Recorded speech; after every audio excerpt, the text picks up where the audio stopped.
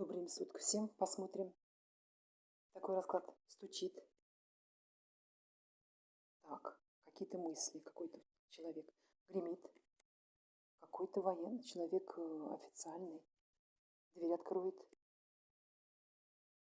Это какое-то хорошее, благословенное дело. Дверь все перекроет. Труд тяжелый. Сейчас лживая особа. Через час сама женщина, вопрошающая, вечерочком. Ой, опять мысли тяжелые. Ночкой. А ночкой хорошая у вас карта попадает. Это 3 семерки. Это счастье, достатка, удовольствия. Всего самого-самого хорошего. Вот такой расклад получился. Началось с каких-то мыслей. И здесь какие-то мысли, тяжелые мысли.